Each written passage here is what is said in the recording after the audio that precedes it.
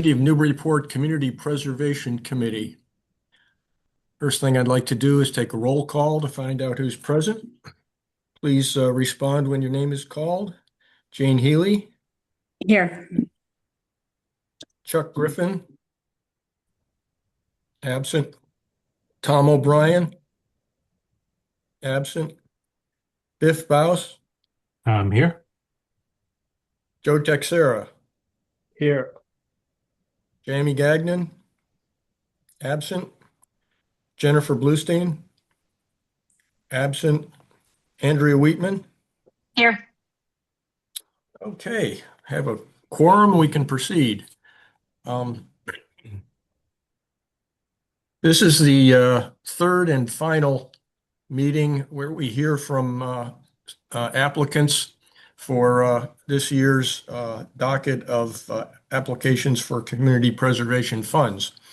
As with our prior two meetings, we ask that the presenters assume, and you can safely assume that all of the committee members, those present and those that were not able to attend tonight, have read very carefully your applications, and we'll also, if they weren't present here tonight, we'll also review the minutes and any slide presentations that you present tonight in reviewing your application and all the others that we've heard from.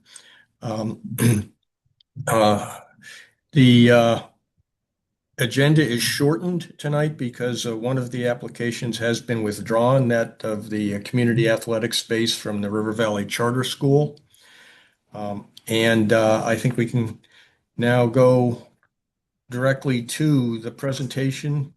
And first on the agenda is Priority Housing Needs Rental Assistance from the Newburyport Affordable Housing Trust. And I believe Madeline Nash and Drew Shapiro are with us. You have the floor. Great. Can you all hear me? Yes.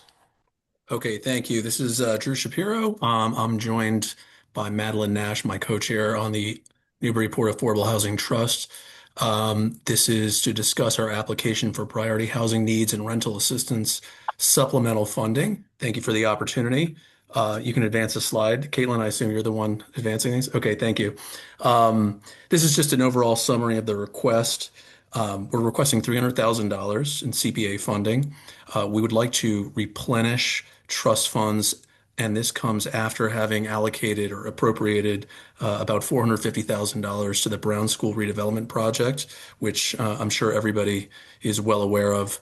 It will be 29 affordable senior housing units. We'd also like to replenish our emergency rental assistance account to the tune of about $80,000 in additional funding, which would include 10% for administrative costs. The trust has provided almost $200,000 in rental assistance since 2020, and the program balance is currently under $20,000. So this increase in funding will allow us to sort of replenish that account and let us continue the good work of the emergency rental assistance program.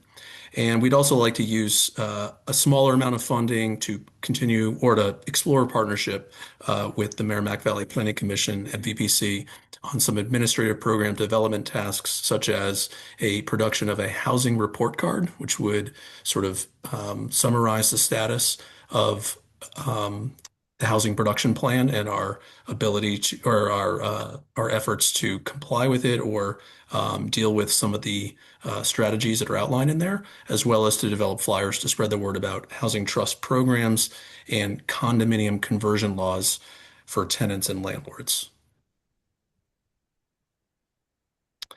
And so this is just a little bit of a summary on the Brown School. We don't really have to go into detail on this, especially if everyone here is well aware of the Brown School project. But this is just to outline the fact that we voted unanimously in 2025 to allocate $450,000 from the trust to, and these were all, the $450,000 was in total a few different fiscal years worth of CPA grants, ranging from 2016 to 2023.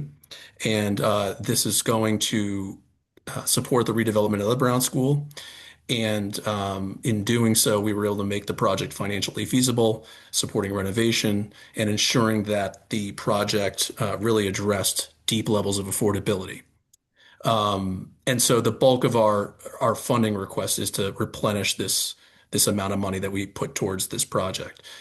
We're requesting $300,000 to be added to be used for imminent and future housing needs, and development projects located throughout the community to compel private developers to both increase the number of affordable homes they create and to offer them at varying levels of affordability. We'll be using it for purposes of incentivizing private developers to create more affordable residences than the baseline minimums, if any, established by local and state regulations and offer them at varying levels of affordability, all the way up to 80% AMI. State funds for affordable housing developments are awarded through highly competitive processes, and the state requires a commitment of local funding to leverage millions of dollars of state resources.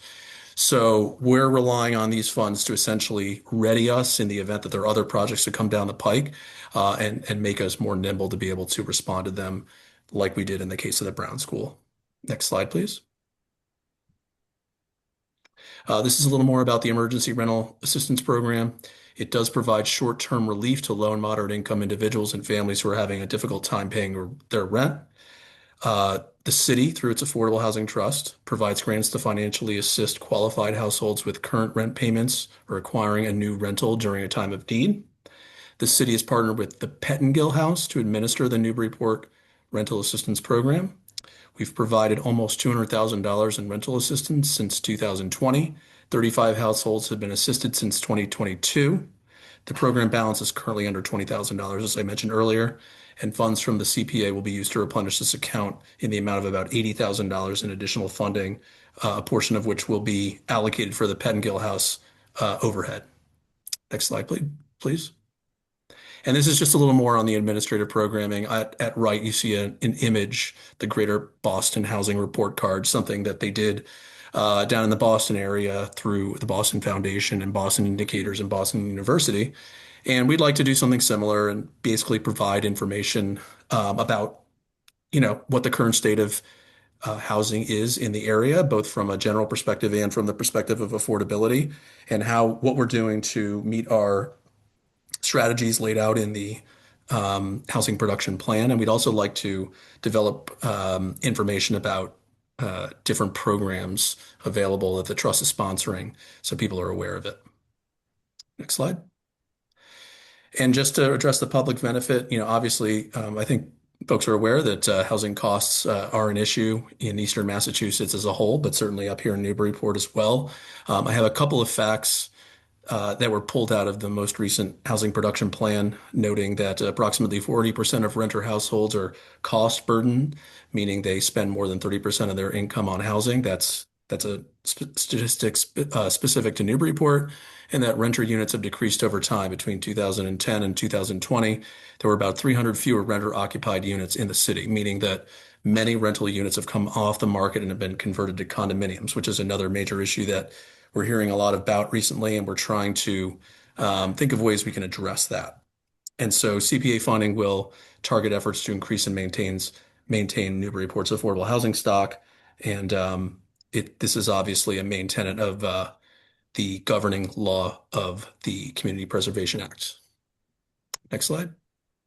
Oh, and that's all I have. So I'll open it up for questions. I'll also just ask Madeline if I missed anything or just wanted to give her an opportunity to say anything that I may have not covered. Thanks, Drew. Good evening, everyone. I'm sorry I can't see you and you can't see me. But it's been a rough winter and it's almost over. So I just, Drew had a great presentation. It speaks to why we're requesting these funds. And I just wanted to mention that there's some other activities that the trust is involved with that we are committing our funds to. One is we are starting a new pilot homeowner rehab program for low-income homeowners. And we're going to be working with Habitat for Humanity. They'll be administering that for us. This is something that, the city used to administer a homeowner rehab program with community development block grant funds. Those are no longer available to the city. And we've been talking about this for quite some time at the trust level, knowing that many homeowners, especially seniors, have issues with trying to keep up with critical home repairs. And we didn't know how to respond to that need, but now that we have forged this partnership with Essex County Habitat for Humanity, we feel like we have the capacity to try to initiate a new program. We're looking at it as a pilot to see how it goes. So we're committing a small amount of funding to it with the idea that it might grow if it's successful. Um, the other thing that we commit funds to regularly, as you probably are aware, is down payment assistance to first-time home buyers. And, it's been frustrating often because housing prices are so high that it's hard to meet the income limits and still have the affordability there. So there's this narrow window of eligibility. But we do we're successful in getting some of this assistance out to first-time home buyers, especially on deed restricted affordable units that turn over in Newburyport. And so it's really important that we have these funds available. So those are just some other things that we're working on. But right now, as Andy said, it's really important to, or Drew says, sorry, that we have funds available in case we have another wonderful affordable housing development opportunity like the Brown School. We are hopeful that we'll have another opportunity and we need to have funds set aside, especially if the developer is going to be going into a competitive funding round with the state. With the Brown School, their application to the Executive Office of Housing and Livable Communities, EOHLC, it's essential that they have a local match, and that's what our $450,000 is, meeting that need so that they can compete with all these other developers who are coming to the state with local funding commitments. So we're very fortunate that we're able to support the Brown School, and we're hoping that we have another opportunity like that. And then lastly, obviously, the Emergency Rental Assistance Program is a really important tool. We started it when COVID hit, and I think it has really met a need, and we're so fortunate that we can collaborate with the Pettingill House. They do a great job in meeting people's needs, and they try hard to make sure that other resources that might be available are also brought to assist folks. So, they're careful with our funds, and I think they really appreciate the fact that the Housing Trust has continued to be able to make this program available to people. So that's it. And I'm happy to answer any questions you might have. Thank you, Madeline and Drew. I have a question back on the Brown School. Could you tell us a little bit about the decision to fund $43,000 toward the city's obligation to demolish the gym?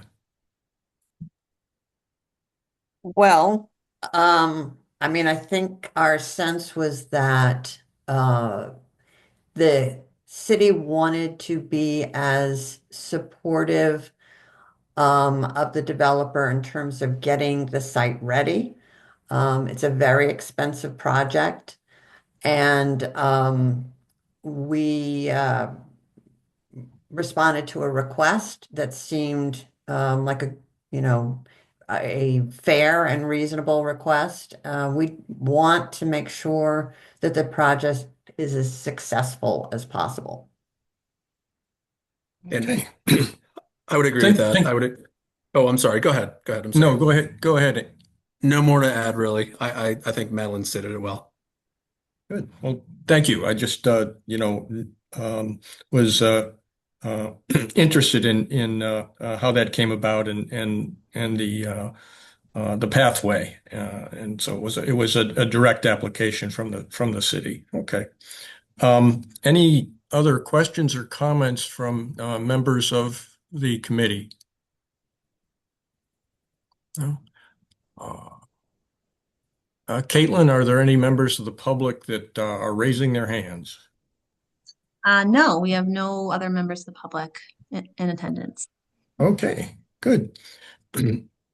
All right. Well, then I think I want to thank you for your patience tonight and getting this information to us, and apologize for the late change to a Zoom only. But I think everybody's more comfortable staying home tonight. Sure. And Madeline, I hope you're feeling better real soon. So, okay. Next on the list, uh, looks like once again the Open Space Reserve Fund. Application brought to you by the City of Newburyport through its Open Space Committee, and that would be me. This application is very similar to ones that you see every year. And bottom line, it's an attempt to keep adding to our savings account for when opportunities arise for acquisition and preservation of open space around the city, including there are still some large parcels out there, and we await opportunities together with Greenbelt to see if we can acquire those properties and preserve them. The You see in the information that we have, the current balance is just shy of $1 million in the account, and that's been generally added to most years in modest amounts over the last 15 to 20 years.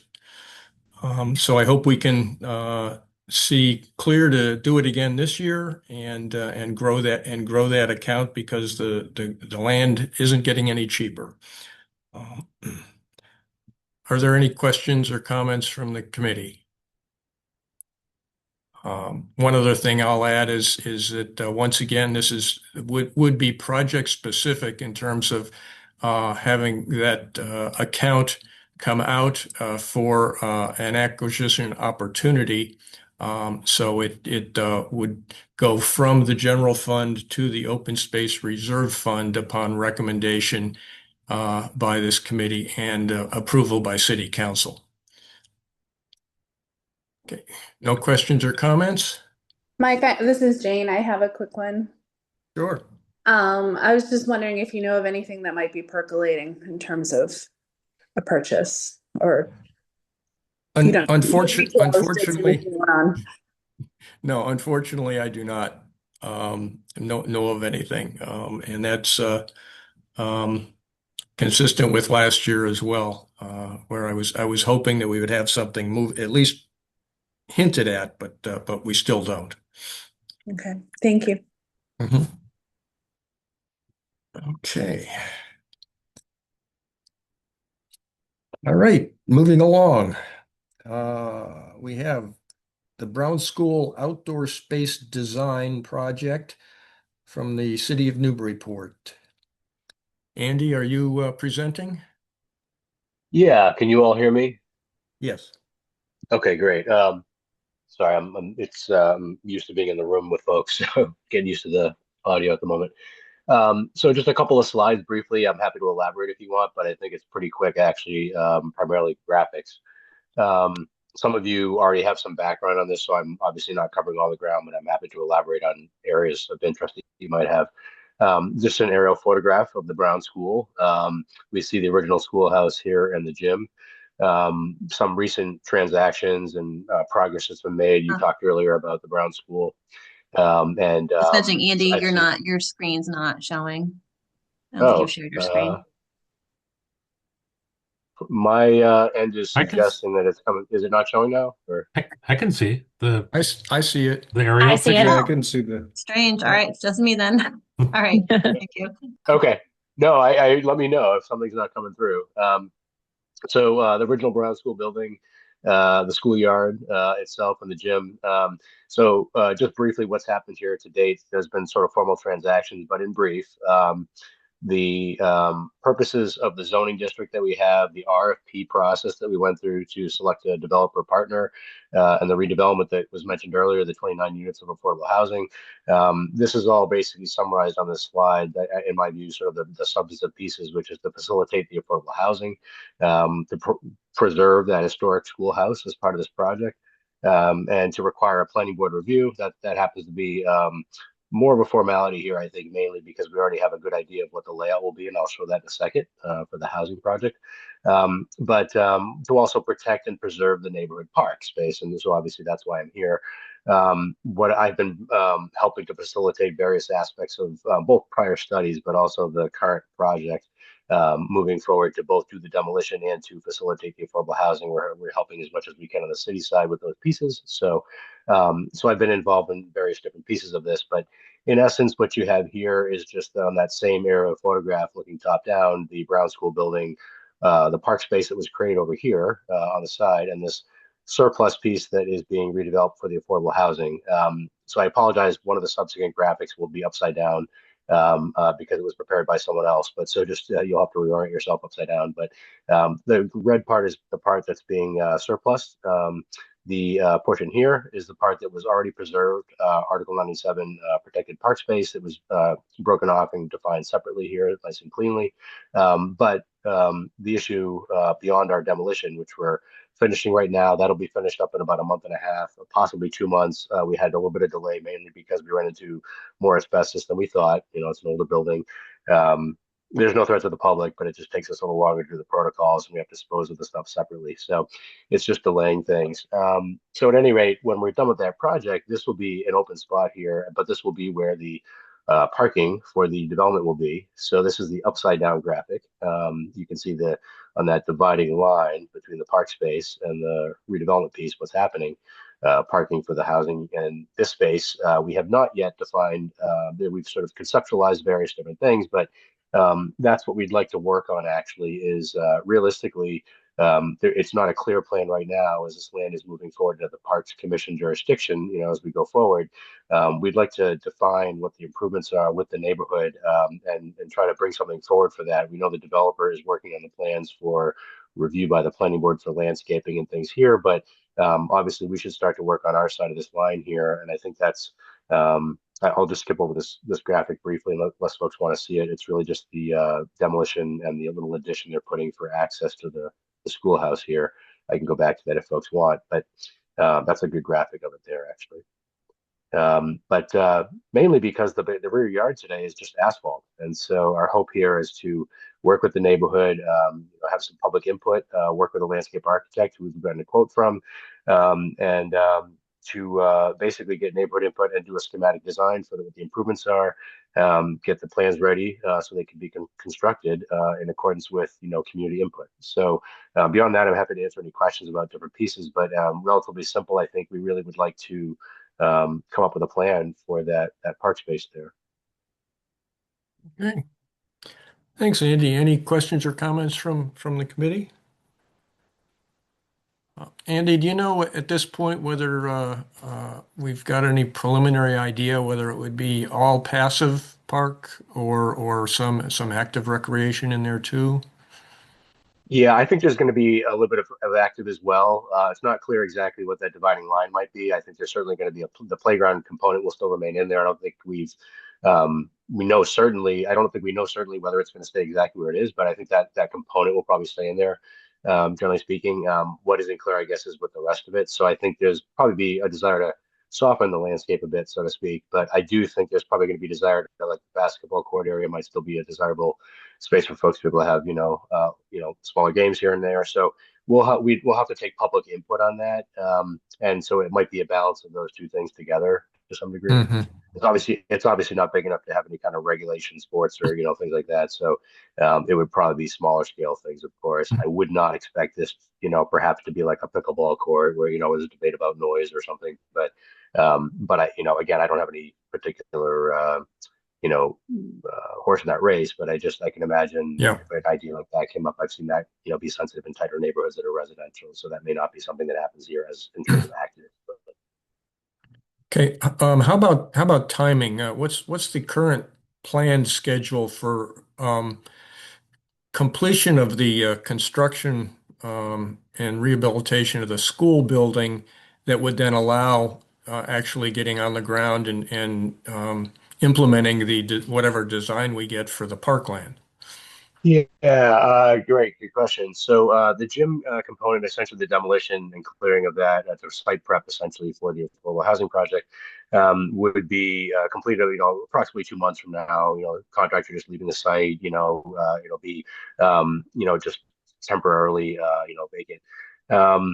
At any rate, that will be the completion of the demo component. The housing developer Zeta is still working on the financing component, so they're making good progress, as the housing trust members mentioned earlier.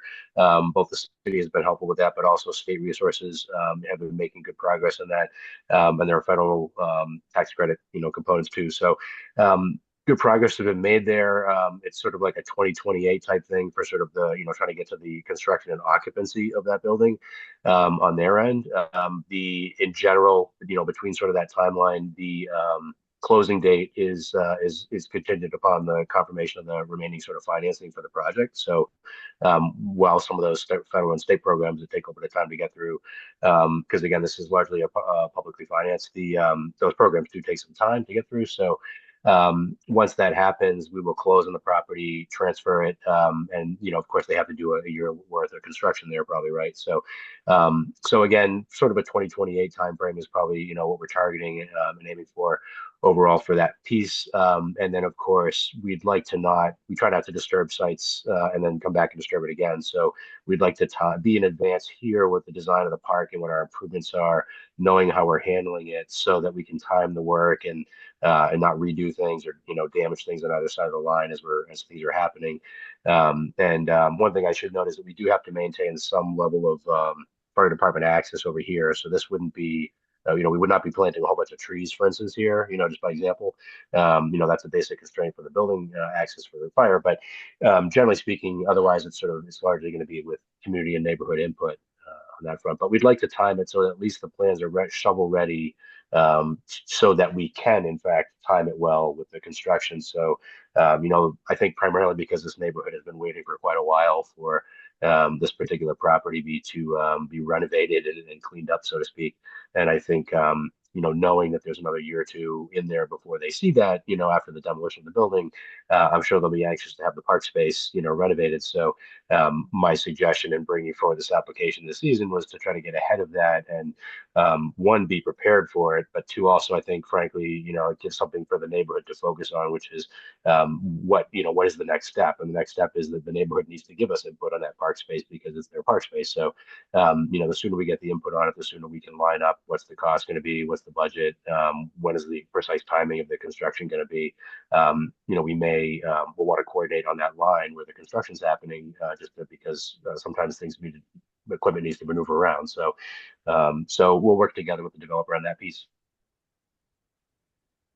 Okay. Well, thank you. Any other questions or comments from the committee? No? Okay. Well, thank you, Andy. That completes Thank you all. that completes the presentations for the evening. Other business from the chair. Just a couple of reminders for the committee. One is we will have some adjustments to be made in what we initially considered to be, total requests of 2.4 and total available of 1.7.